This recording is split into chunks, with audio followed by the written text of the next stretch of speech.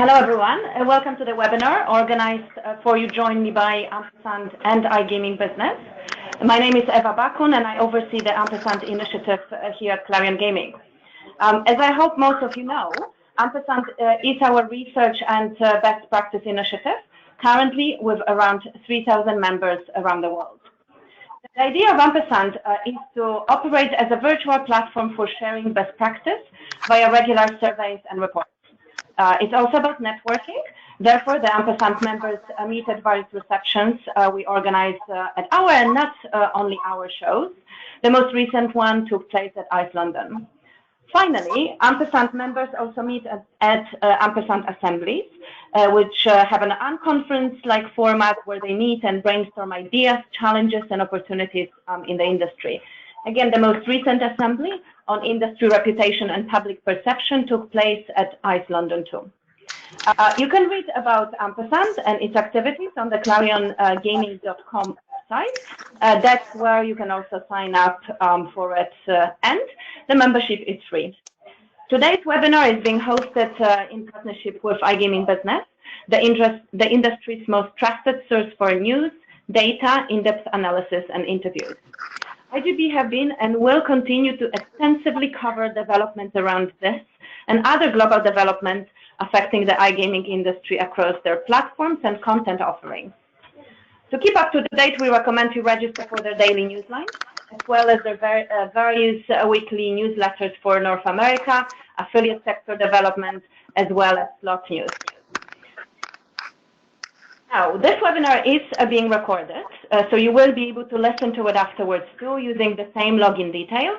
There's also a questions functionality, a Q&A functionality. You can ask your questions throughout the webinar, and we'll try to answer as many as we can at the end of the webinar. Great, so that's it from me, and let me now hand over to the moderator of today's webinar, Mr. David Clifton. Eva, thank you very much indeed, and welcome everybody. As you probably all know, we have Bridget Simmons, Chairman of the Betting and Gaming Council, Dan Waugh, Partner at Regulus Partners, and Andrew Tottenham, Managing Director of Tottenham & Co. and CEO of Gamblewise, participating in the webinar. And I will be trying to keep order and ensure that we get through all that we have to talk about in what is a fairly short timescale. It's going to go flashing by. So let's just get straight into it. The UK government review of the Gambling Act confirmed in a briefing note to the Queen's speech in December last year. The ambit of the review at that stage was focused on tackling issues around loot boxes and credit card misuse. But it's changed since then. Nothing is off the table, according to the then gambling minister on the 9th of January. The expression that's all too easily applied by politicians of all persuasions is that the review is primarily concerned with an analogue law in a digital age, rather indicating that the major focus is likely to be on online gambling. However, we will be discussing this. The land-based sector should not assume it's not going to get sucked in. In retrospect, the period 2000 to 2007, when the Gambling Act 2005 came into force, was a permissive age, perhaps aptly called the noughties. But as has happened before in relation to public attitudes towards commercial gambling and UK gambling policy and regulation, the pendulum has swung back the other way. So how did we get here, and what can we learn from the anti-FOB-T campaign? Combination of factors. You may have your own views, but I'll throw these in. Introduction of place of consumption licensing and tax regime in 2014. Year later, Sarah Harrison, then the new Gambling Commission CEO, placing the consumer at the heart of gambling regulation. Industry mishandling of the FOB-T debate, plummeting levels of public trust in the UK gambling industry, or is it all the media's fault? You'll have your own views, and no doubt we'll pick up on those points as we delve deeper throughout the course of the webinar. So let's get into the nitty-gritty. The political spectrum, stakeholders' positions, and timelines for the review. Bridget, I'm going to direct this one at you. You're the new person on the block, having taken up your position at the BGC just 4 months ago.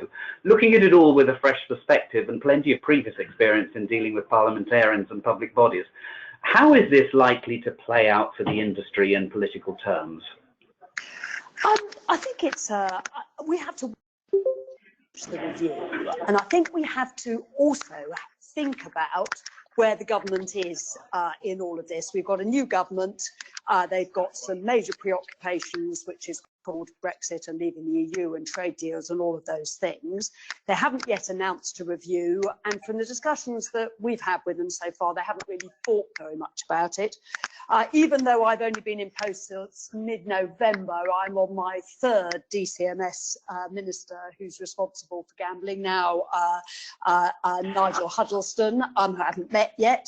So I think there's plenty of work to be done, but we're definitely expecting a review. We very much will welcome a review, and we look forward to working with the government to find the solutions. At the end of the day, Betting and Gaming Council has been set up to raise the standards in safer gambling. We're absolutely committed to that, and we want to work across government and across many other organisations to achieve it. Okay, thanks, Bridget. Dan, you're a very well-informed chap. And indeed, I've read something of yours where you indicated that you're aware that it's going to be a broad spectrum of interested parties that are going to be involved in the review, including those with lived experience of gambling harm. And if we just look there at APPG, House of Lords Select Committee, and DCMS and NHS, we know how wide the concerns are going to be. Have you got any ideas of how the review is likely to be conducted in practice? Likely timelines? Are the health lobby going to rule the roost? I think the only thing we can say with certainty on this, David, is we really haven't got a clue, probably because nobody else seems to have a clue. That list of organisations that, or parties that are expected to take part in the review came from Conservative Party statement put out around December. The other thing that's we're not clear about is at the same time they announced the setting up of an addiction strategy within the Cabinet Office that would look at addictions in terms of alcohol, drugs and gambling. And we don't yet know how the addiction strategy is going to interplay with the legislative review. You can't imagine they'll be entirely separate, but also if the evidence of experience from the last 20 years would suggest they're probably not going to be all joined up either. Okay, I mean, we do know that they in government are already preparing for the review, so we know things are moving forward. Andrew, you're in print doubting that a new act is actually going to be required, because the talk up to now has been very much it's new legislation that is needed. In fact, what you've said is there's no real need to change the act with root and branch reform, but instead use the tools that were written into the act. So is that still your view? Yeah, very much so. I mean, I remember back to 2003, 2004, prior to the act. The whole idea was it was going to be future-proofed, and if you look at how it handles anything to do with the definition of online, it's very broad and captures anything. But most of the power sits with the Gambling Commission, and they can make changes to license conditions and codes of practice as they have done. And anything that falls outside of that, the minister has the power to do through statutory instruments. So the danger is, and if we remember back to the days of, we've both got grey hair, you and I, David, the 1968 Act, that was very rigid, and you couldn't get anything changed, and there was very little appetite within Parliament or government to make many changes. And it was very little bites at a time. The risk is if you take those powers away from the minister and certainly from the regulator, if you take them away, the result is that you will finish up with an act that cannot be changed easily and readily as public opinion, political opinion changes. Thanks, Andrew. Well, I think that the political mood is wanting a new act. We'll have to wait and see that. Let's move on to our next slide. The scope of the review what is likely to be subject to changes and how. And what's been hitting the news very much recently is the issue of online stakes. Neil MacArthur appears to have promised the gambling-related harms APPG last week a review of online stakes within the next 6 months. There is some, I think, doubt as to whether or not that was intended when he first went in there. But Dan, have you got insight into that? It seemed to be drawn out of Neil during the session, so it didn't seem to me that it was something that had been perhaps agreed before the APPG hearing started. And I think it is slightly worrying that decisions do seem to be made in that context rather than through the government or Parliament or the regulator. But I think it's it's inevitable that online stakes, online speed of play in particular, we're going to get looked at. And the industry, I think, has perhaps made the mistake of trying to hold a very high line on it, rather than accepting that perhaps these things do need to be looked at. We really ought not to be scared of review. So I'm kind of disquieted in a way by the fashion in which the Gambling Commission appears to have made a decision here. But I think looking at these things is the right thing to do. And in fact, the ABSG recommended last September to the Commission that unless significant progress was made by operators on player protection, the Commission should be working with the government to introduce online limits on stakes prizes and speed of play. So it's been on the agenda, and Bridget, I imagine from the BGC perspective, you have been aware of that and no doubt are preparing arguments in relation to it. Is that right? Absolutely, and I think Neil MacArthur has since clarified it. He's been very clear that they made announcements some time ago that they would be looking at stakes. We're working quite closely with the Gambling Commission. We've got 3 areas where we have to report by the 31st of March. One is on VIPs or premium customers or higher customers, however you like to describe it. One is around game design, and one is around advertising technology. In all these areas, what we're looking at specifically is how do we ensure that we are not encouraging people who are vulnerable to gamble when they shouldn't be taking part in betting and gaming activities.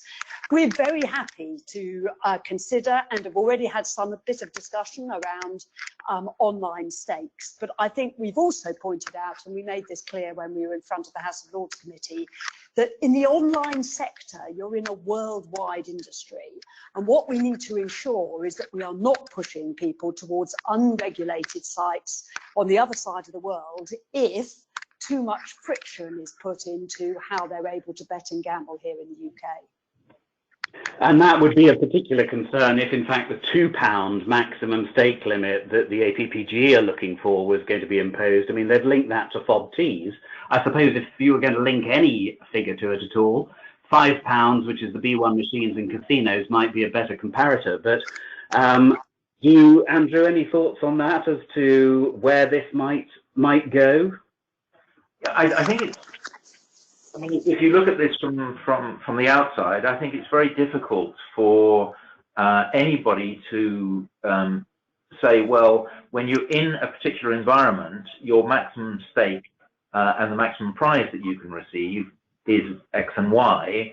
But then when you walk out onto the street and on your mobile phone, it can be anything. It could be something different. And I think that is a it's always been that case, and obviously the casino industry, the land-based I'm talking about, has always wanted to level up.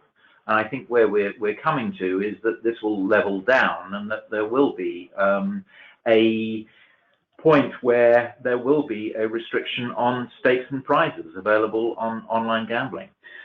Dan, I'm aware that what you have written, and indeed others within Regulus, as I understand it, is very much encouraging the industry to engage on this issue rather than seek to dismiss it out of hand. But there was something else that Regulus has put forward that I thought was interesting, was, my words now, tiering licenses, so that low stake and prize limits apply to a basic form of license, but de-restricted products available to operators who hold a different form of license, subject to much tighter controls. Is that a realistic proposition, do you think? Thanks, David. I think any stake and prize level or speed of play level is to a certain extent arbitrary. There's no real science behind any of this. We know the faster something is and the higher something is, the riskier. I think the idea of having sort of entry level limits that for everyone, and then higher limits to access subject to enhanced due diligence and things like that, are things that have actually been commonly discussed within the industry. They seem inherently logical to me, and I think most of the operators I speak to seem to think that's inherently logical too. Interesting, and I did note that Neil MacArthur, in speaking with, I can't remember whether it was House of Lords Select Committee now or APPG, but he talked in terms of 93% of online casino wagers being lower than £2, and therefore wasn't suggesting that this would necessarily be a cure-all anyway. Let's go to one of the other topics. Yes. David, I think it's worth remembering though, the very same argument was made in relation to FOBTs. The vast majority of FOBT stakes were at relatively low levels. So I don't think we should assume that because 93% of stakes are at £2 or less that the issue is not important. And in fact, whenever we're looking at excessive gambling or gambling-related harm, we are by definition looking at a very rarefied part of the customer base. So I'm not quite convinced about that 93% argument. Okay, thanks for that. Let's move on to VIP programs. Bridget, you've already mentioned, and I think we'll come back to this in a few moments, the working group. But VIP programs have come much more to the top of the agenda recently, it seems. Last year's Panorama program, major concerns expressed by APPG and the NHS recently.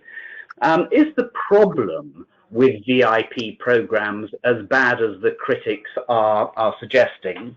Andrew, do you have a view on that? Or Bridget, sorry, you're in already. Keep going.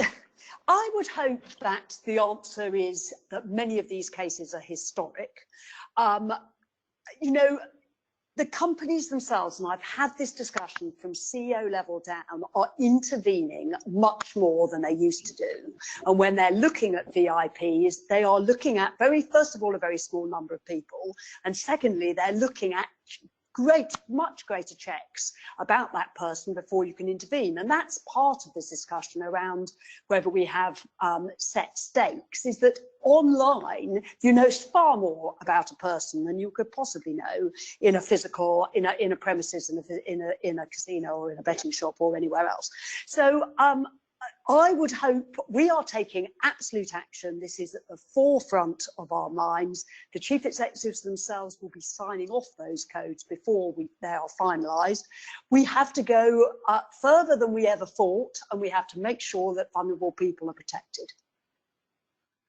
I suppose one could look at what's happened in the land-based industry, where VIPs, the high rollers, have certainly been deserting Mayfair in London. I mean, is there any danger that VIPs are going to become a thing of the past, Andrew? I think there's two things here. One is the whole AML, know your customer, source of funds and source of wealth, and that customers find to be very intrusive. And not that I'm encouraging money laundering or anything, but they don't want to give over that information, even if the money is legitimately sourced, as it were. But the other aspect is what are these VIP programs for? And so if it is to engender loyalty, that's one thing. But if it is to encourage play and to stake up, increase the stake, then that's another thing. And I think we've got to be clear as to what the purpose of VIP programs are. And what we have seen, I think, in the past is that some people have been encouraged to gamble beyond their means.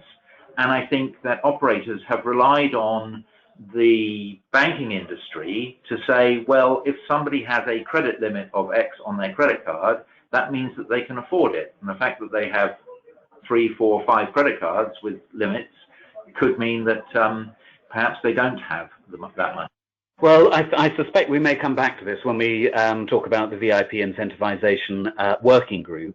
But Let's move on to advertising. That's obviously been a very concerning topic for many over a period of time now. The whistle-to-whistle advertising ban implemented by the IGRG on the 1st of August last year.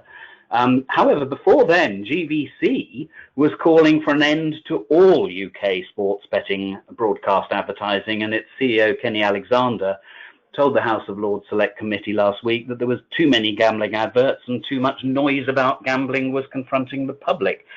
Bridget, you've got a problem here, have you, at the BGC? Because he takes that view, others take a different view. How are you reconciling those?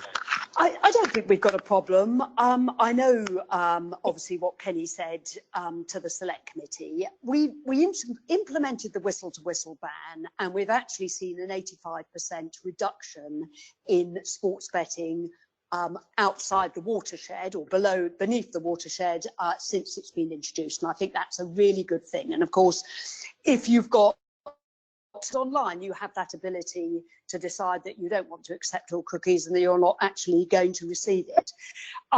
I think we have to look, we will be looking further at advertising, and we're absolutely going to be looking at sports sponsorship, because what people are concerned about, I think, as well, is that in terms of sports sponsorship, when you're watching football or you're watching rugby league or whatever it is that you're watching, you're seeing the names of gambling companies on the shirts, and you're also seeing the names of gambling advertisers right round the ground.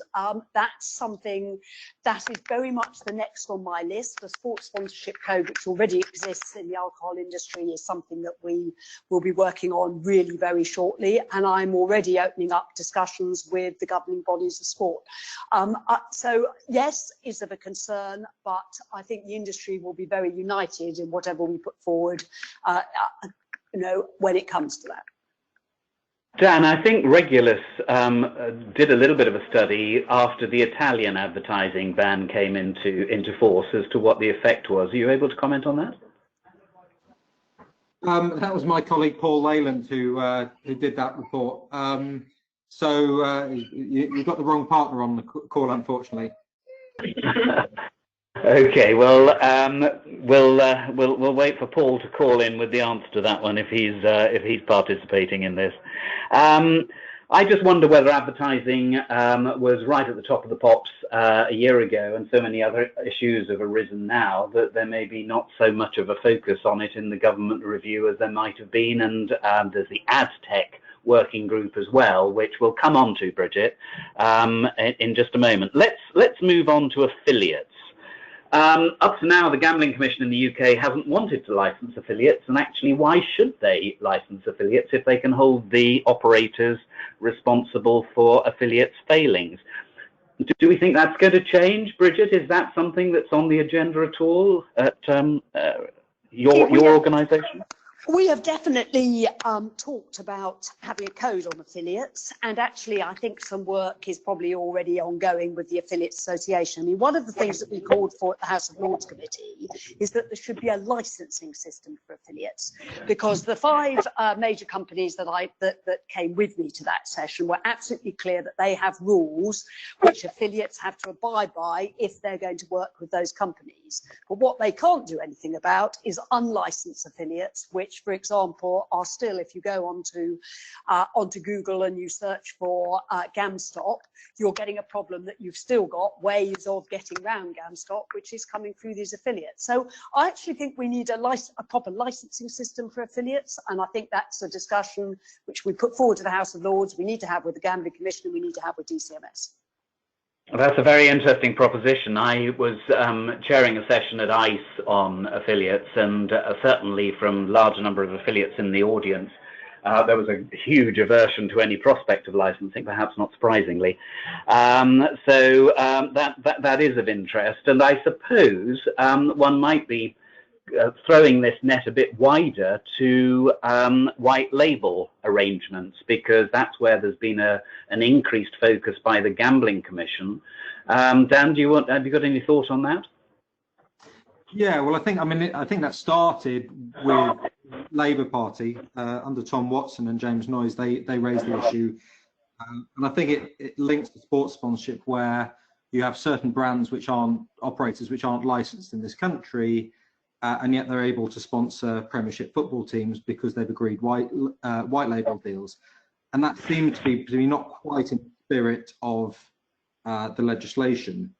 And I think that's why the Labour Party picked up on it and decided perhaps we needed a bit of a clear out and a sort of reapplication for licenses, which I think would have gone down very well amongst licensing lawyers. Yeah. So that also seems to me something that's fairly popular within the industry. I think the domestic operators, the guys who are licensed properly, are probably a little bit miffed at the fact that you've got unlicensed operators who are sneaking into commercial arrangements via white label agreements. Well, I wonder if there's going to be some sort of natural answer to this, because there are a number of white label operators who have been offloading the B2C side of their business anyway. So I wonder if they will survive the review. Affordability checks, that's another one that we've got on the list up here. As matters stand, it's not a specific requirement under the LCCP, but given recent customer interaction guidance from the Commission, it's difficult to see how an operator could defend its position if it doesn't conduct such checks. Bridget, what can you tell us about the Commission's single customer view initiative? Will that solve the conundrum? I know it only had its inaugural meeting last week, but what do you know about it? What can you share? I mean, what I will say is that intervening has become very much the norm by individual operators, and they are looking at affordability each time. And I've sat next to somebody who was directly intervening and looking at affordability checks. And we are also working much more closely now with the banks. They are keen to work with us. And this isn't only about you can go on your bank account and you can actually exclude from spending money on gambling. This has to be about banks who are aware that somebody is overspending, has got lots of loans within there, is using credit to take out cash to spend. They need to be talking to us as operators. So, but I think there's more work we need to do with the Information Commissioner, because at the end of the day, one of the concerns I have is if you stop somebody, if you stop their account from one operator, it's very difficult to share that information with another operator under current GDPR rules. And I think I've asked DCMS already whether they would sponsor a discussion with the Information Commissioner to sort that out, and some of the areas around betting shops where we'd quite like to use facial recognition has similar issues which we need to iron out. Okay, we've just had a question come in which goes back to what we were just talking about, affiliates and white label partners. Will the BGC be working to define the term affiliate to bring all types of third-party marketers, including football clubs, digital news, media, etc., under the scope of proposed licensing? Any thoughts?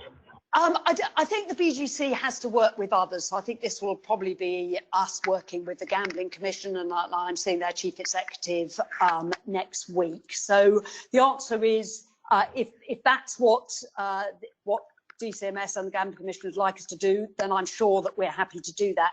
I mean, I have a slightly different view to Dan about some of these companies that are sponsoring football clubs. So just to take the Premier League, there are 8 sponsorships by gambling companies. Only one is a member of the BGC, but they do actually, most of them have UK license, probably define it in that way, but they're not really interested in UK customers. So I think that's a discussion we need to have with the Premier League and indeed with the EFL to make sure that we perhaps tighten the rules there around who is allowed to sponsor teams and on what basis. And if we have a sponsorship code, then everyone should have to abide by that code, whether they have a UK license or not. Okay, thanks for that. I mean, we've got quite a few questions coming through. At the moment, we'll just crack on, but we're noting the questions, and hopefully we'll have time to come back to some of those. Payments we've got up there on the screen. Credit card ban for remote gambling and non-remote betting in place with effect from the 14th of April.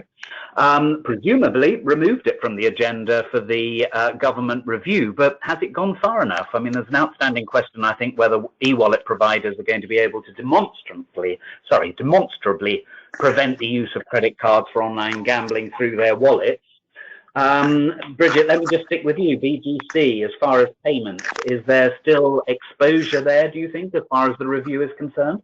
Well, my understanding is that assurances were given to the Gambling Commission by those companies that they could actually track when people was paying on a credit card. But we absolutely, we knew the consultation was coming. We were clear that we absolutely accepted the answer and that we would be implementing it by the date. So the ban of credit cards will be there. I mean, they obviously, they weren't huge amounts of most online members' payment methods. But also they were used as a marker of harm, so that closes that particular door, and we will have to find other ways of doing our investigations. Andrew, do you want to add comment?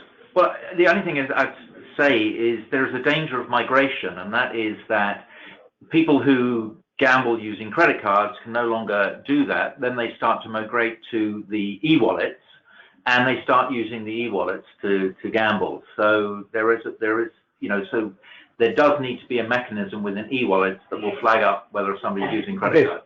This in fact is what Bridget was just saying, and I think we're waiting.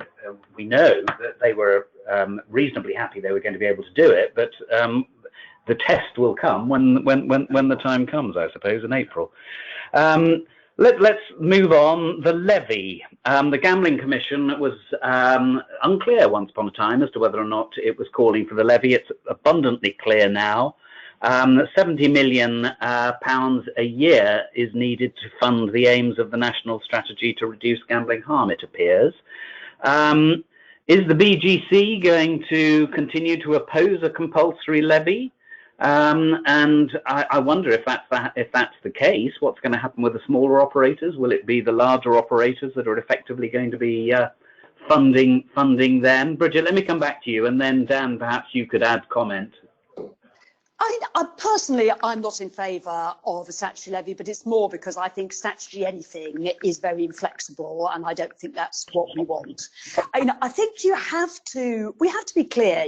For the last 20 years, the betting and gaming industry has been the sole funder of research, education, and treatment in the UK. The NHS are now becoming more involved. When you look at alcohol, they have funded treatment throughout that whole period. I mean, we're already putting 10 million a year as an industry into that, and we are now and our members, actually, we're about to produce a report, probably are putting another 9.7 million into various things which are happening locally, and the big companies have said by 2023 that they will be going up, they'll be upping their contribution by 100 million. So there is a lot of money going into this. I would like us to make the voluntary system work, because I collaboration and partnership that can work in this area. But again, we're open to the government's review. I'm sure it will be part of that discussion. Let's see what they recommend. Dan, as you will well know, Labour Party was saying increase it tenfold and make it compulsory anyway, so it would be up to 1% GGY. Thoughts? Yeah, well, I think we're not quite clear on what is needed, because we have this habit in these debates of jumping to the answer before we actually do the work to find out what should. So nobody, to my knowledge, has undertaken any detailed examination. What is the work that needs to be by and how much it's going to cost? So we just jump to the answer, and I think that's, undoubtedly we need more money. It may be 70 million, it may be more than that, but I kind of think we should do your homework first. And it sort of worries me a bit that some people in positions of authority seem to be just as guilty of this jumping to answers as everyone else. I imagine the Commissioner pointing at their national strategy as being the clue to this.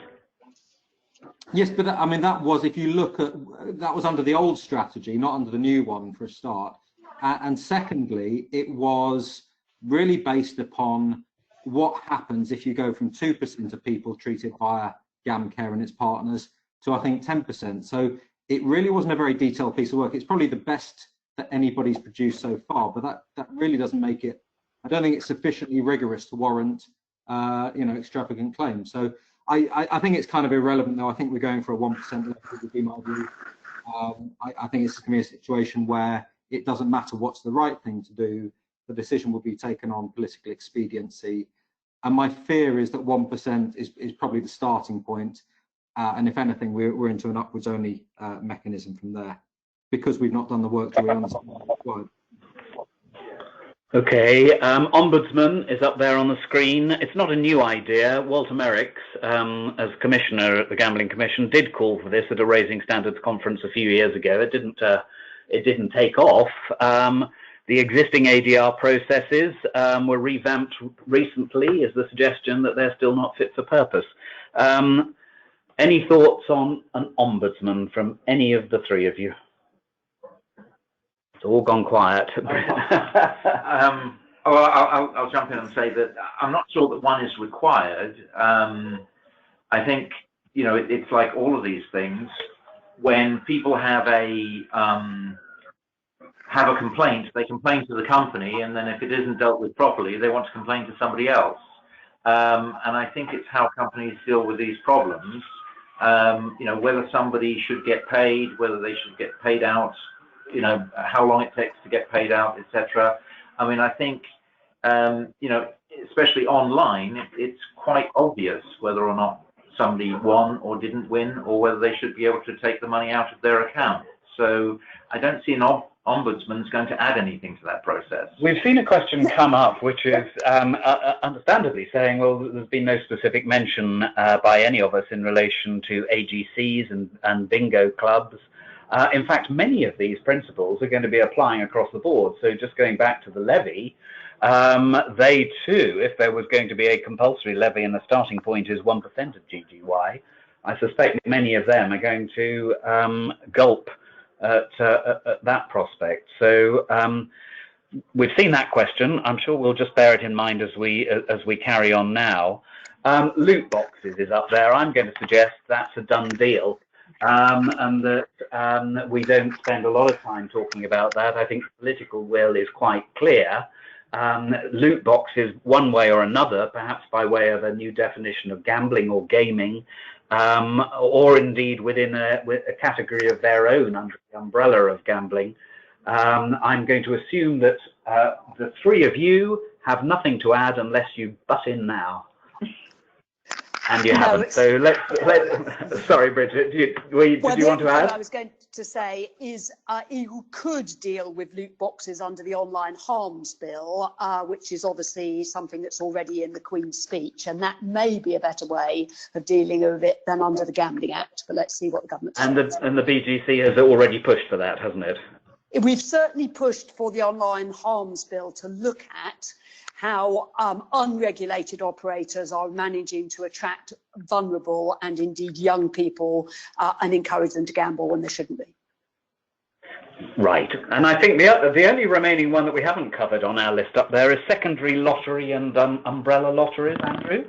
Well, I think it's open for review, and you know, the thing about when the government announces a review, there tends to be mission creep. It just out and covers things, and we've got to remember that this year is the year that the national lottery license is going to be put out to bid, and if you are going to try and maximize the return and make the licenses valuable as possible, then perhaps what you might do is take a swipe at the competing products. So, you know, people who allow betting on lotteries, you know, that could, I think, certainly be one of the areas that they might restrict. That's an interesting one, not one that I've heard on the agenda at the moment, but this is an expanding agenda, I imagine. Let's go on to the next slide.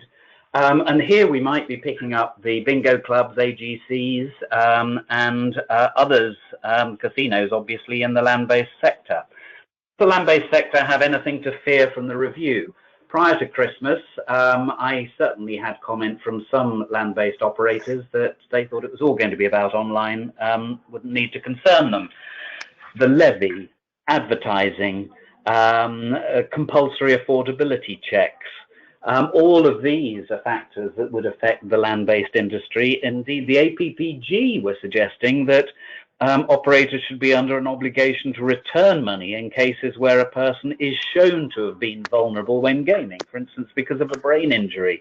Are we going to see a public health licensing objective come in? Dan, what have you got to say about that? Well, I think on that last one, we've even heard people from within the Gambling Commission suggesting there should be a fourth objective around public health. So I think we'll definitely see a push for that. As for the broader thing about whether land-based gets sucked into this, I think I would say undoubtedly.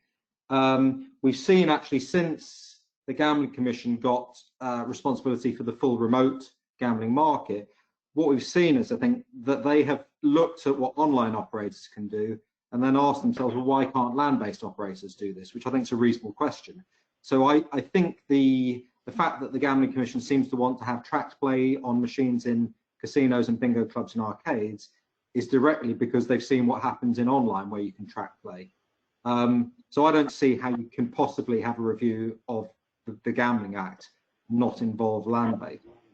I think it's also worth saying we're dwelling on all the negative stuff here, but really we ought to hope that a review of gambling legislation is even-handed, and it also offers the opportunity to sort out some anomalies in the legislation which arguably have held back the land-based industry and made it harder for them to compete with online.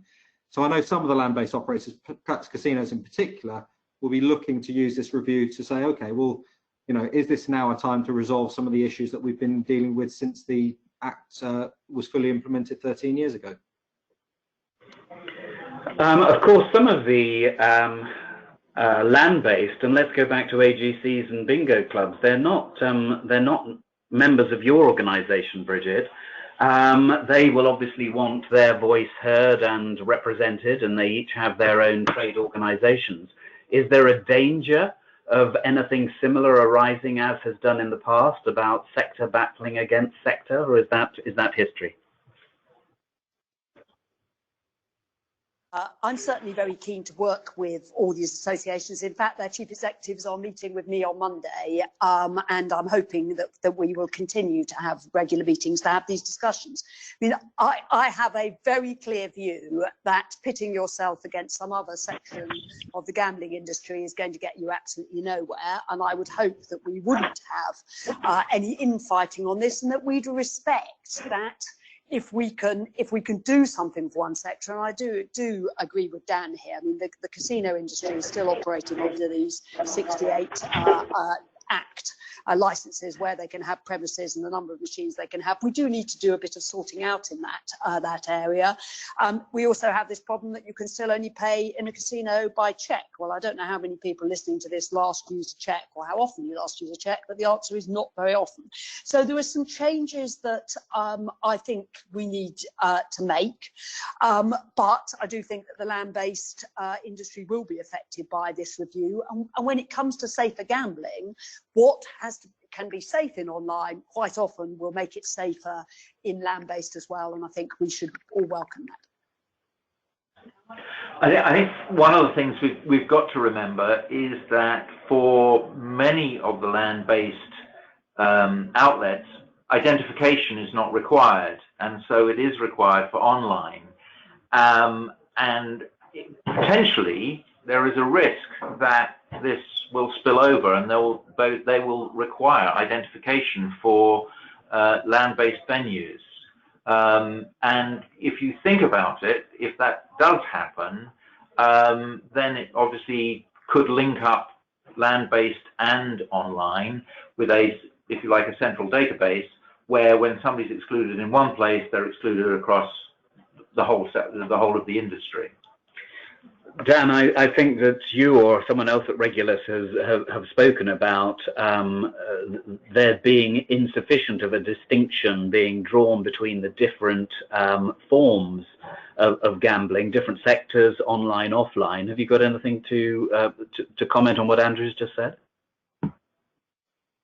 No, I mean, I think Andrew's right. I think we dumb down these debates a lot, and I think there is often a push to try to apply all effective measures to everything, which doesn't really make a lot of sense unless you want to prohibit gambling. We should recognise that there are different risk profiles attached to different forms of gambling, and therefore the risk mitigation should follow that. So we don't expect to, track sales of national lottery tickets, frankly, because they're a relatively low risk product.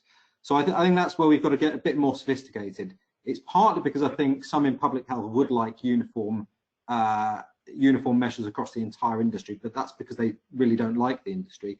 it's partly also, unfortunately, from different sectors of the industry historically trying to do down one another by suggesting that everyone should have the same protections. So, you know, I hope we get to a more sophisticated place where we can match risk to risk mitigation, but there is a concern, you know, there is a valid concern about blanket measures. And I think in particular in relation to the point that there is now a sort of, it's bizarre because it pushes against the broader, what we're seeing more broadly in society, but I think there is now a push to deny the anonymity of the gambler.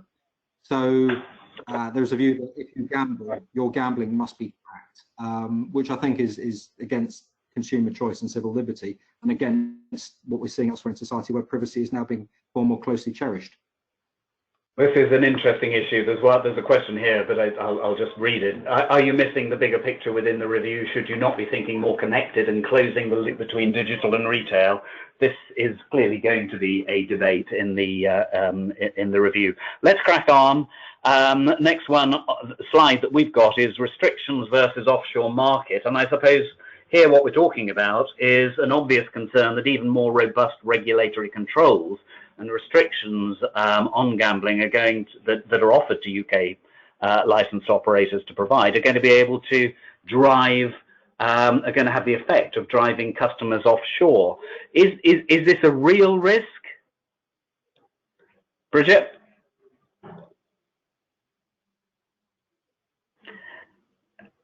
We don't have Bridget there, Dan. Sorry, I'm back now. I'm so sorry, Bridget.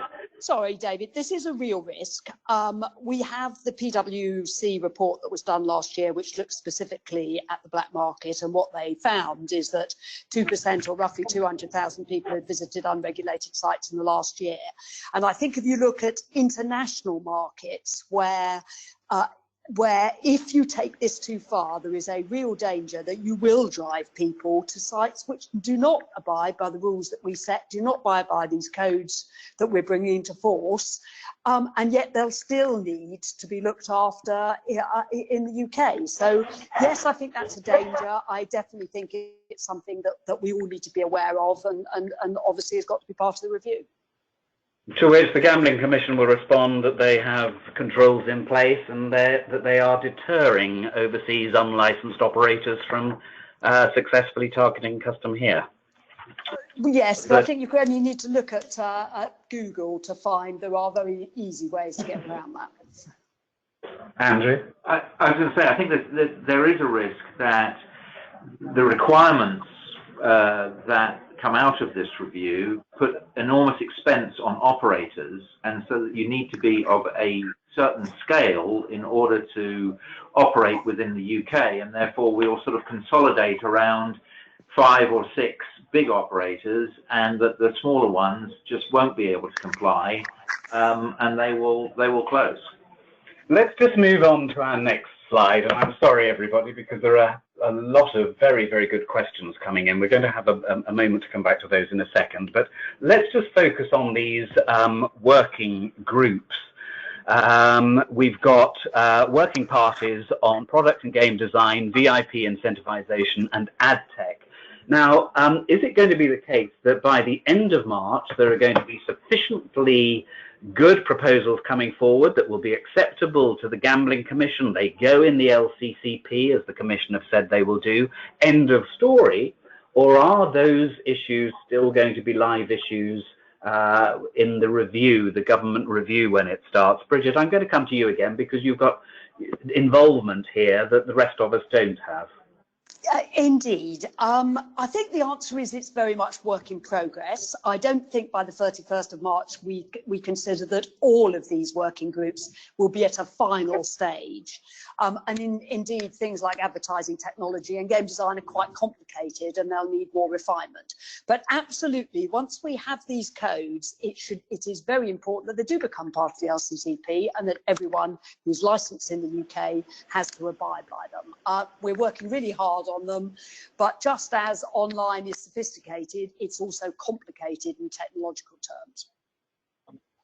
And I think just for anybody who's unclear, what originated as being a game design working party, it is quite clear now this covers gaming machines as well, isn't it? So it's product and Yes. game design.